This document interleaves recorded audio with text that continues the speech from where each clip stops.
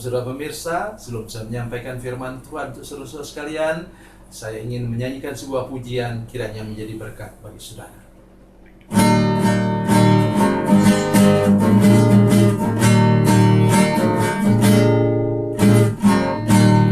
Terdengar sayup-sayup senandung merdu,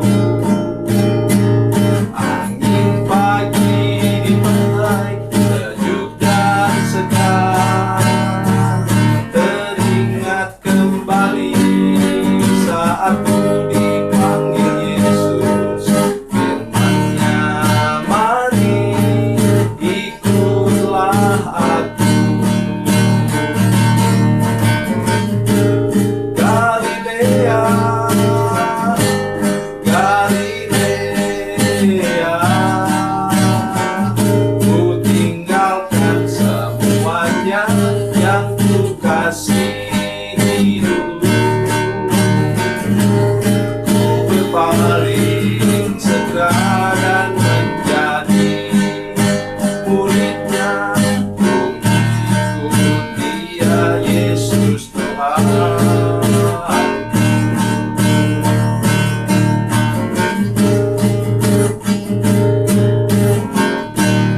Betapa mulia mengikuti jejaknya,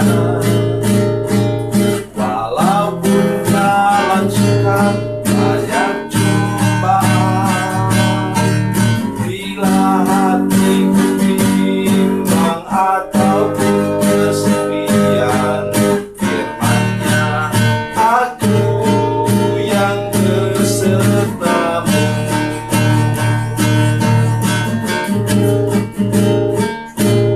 Galilea, Galilea, ku tinggalkan semuanya yang ku kasihi dulu. Ku berpaling segera dan menjadi murid-Nya. Ku ikut Dia, Yesus Tuhan.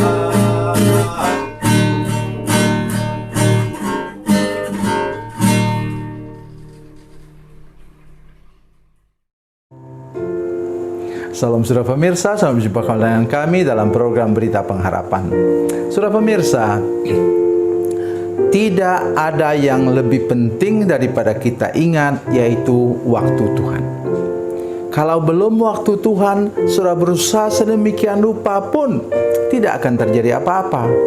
Untuk itu kita perlu mengetahui waktu Tuhan untuk sesuatu yang penting, yang luar biasa yang dapat terjadi dalam hidup kita. Mari kita berdoa sebelum kita lebih jauh mendengarkan firman Tuhan ini. Bapa, dalam nama Yesus, terima kasih ada firman Tuhan yang luar biasa yang kami dengar tentang waktu Tuhan. Berkati hati seluruh jemaat, semua pemirsa yang menyaksikan program ini. Lindungi hati kami semua Tuhan, bawa kami untuk mengalami lagi hal-hal luar biasa bersama dengan Engkau. Terima kasih Tuhan. Dalam nama Yesus kami berdoa. Haleluya. Amin. Saudara pemirsa, mari kita membaca Alkitab kita dari Perjanjian Lama. Perjanjian Lama, Kejadian pasal 41. Kejadian 41 ayatnya yang ke-9. Kejadian 41 ayat 9, demikian kata firman Tuhan. Lalu berkatalah kepala juru minuman kepada Firaun, hari ini aku merasa perlu menyebutkan kesalahanku yang dahulu. Amin. Dalam ayat 1 saudara sekalian disebutkan di sana 2 tahun kemudian, 2 tahun sesudah Yusuf dijebloskan ke dalam penjara karena fitnah dari istri Potifar, tibalah waktu Tuhan. Hal yang pertama yang harus kita ingat yaitu apa? Dia punya mimpi dari Tuhan. Yusuf, Tuhan genapi melalui mimpi Firaun. Tidak ada orang bisa menafsirkannya, hanya Yusuf yang bisa. Kemudian yang kedua yang sangat penting kita renungkan di sini, inilah ayat yang kita baca tadi. Keluar itu juru minuman raja juru roti digantung, juru minuman dikembalikan pada posisi semula. Kok bisa ya dia menjadi orang yang lupa kacang akan kulitnya? Yang menafsirkan mimpi mereka adalah Yusuf. Tapi Yusuf dilupakan. Mari kita baca bersama-sama ayat itu dari pasal 40 ayat 23. Pasal 40 ayat 23, tetapi Yusuf tidaklah diingat oleh kepala juru minuman itu, melainkan dilupakannya. Sudah tahu, pada masa itu juru roti dan juru minuman raja adalah setara dengan menteri, bahkan mungkin lebih dari menteri. Kenapa? Sebelum Firaun makan, mereka harus makan dulu roti yang sama. Coba saudara bayangkan, itu juga presiden tertentu itu juga seperti itu. Dia hanya pura-pura itu makan bakso, tapi sebelumnya bakso yang sama, mangkok yang sama harus dimakan dulu oleh itu dokter kepresidenan. Mengapa? Takut kalau racun. Jadi posisi mereka ini begitu penting. Begitu juga juru minuman raja, dia harus minum dulu. Coba, nah kalau sudah baca kemudian, dia yang memeras buah anggur itu dengan tangannya sendiri, tidak boleh orang lain, takut kena racun. Habis dia peras, kemudian dia minum. Gelasnya itu, cangkirnya itu dia minum sendiri dulu, sedikit. Kemudian baru dihidangkan kepada Firaun. Saudara pemirsa, maksud saya, jabatannya begitu strategis dan mustahil dia bisa lupa kepada orang yang pernah menolongnya.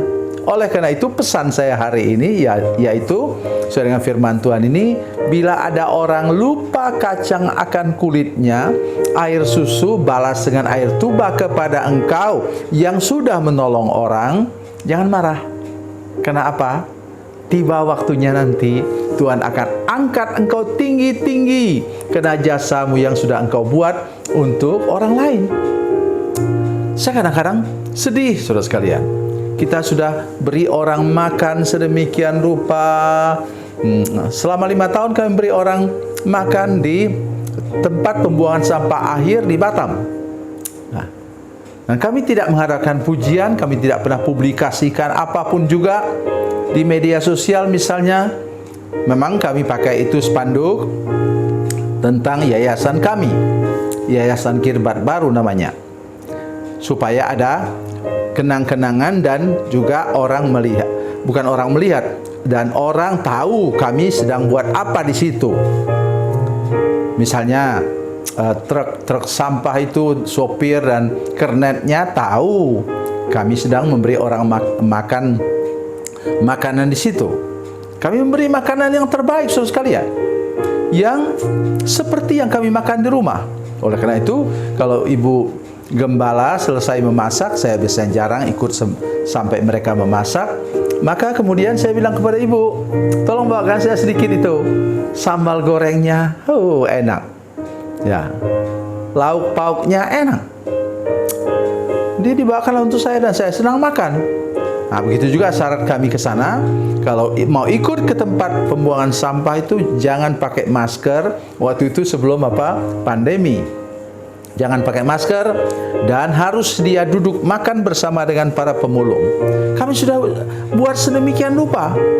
Sampai sekarang sudah lewat 5 tahun kami belum pernah dipuji orang, dihargai orang.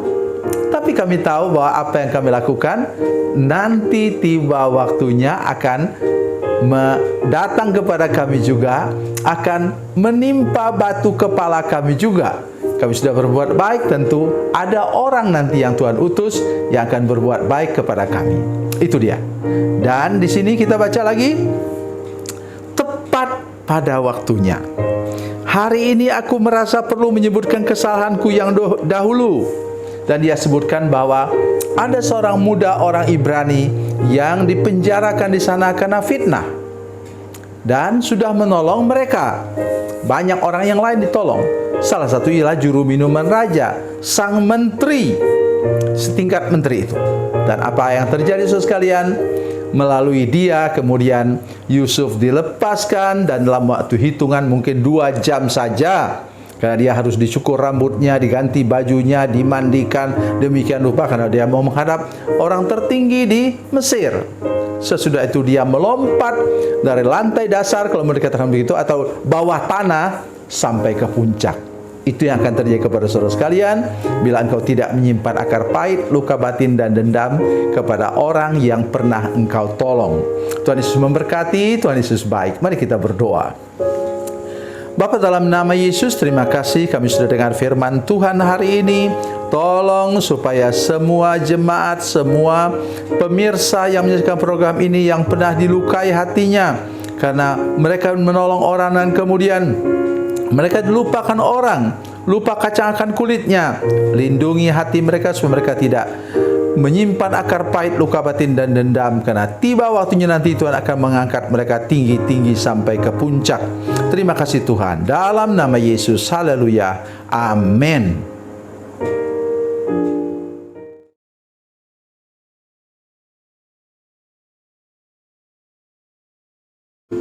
Salam saudara pemirsa, mengakhiri program ini saya mohon kepada saudara-saudara pemirsa sekalian untuk bila saudara menyaksikan program ini melalui channel YouTube, maka tekan subscribe dan bunyikan lonceng.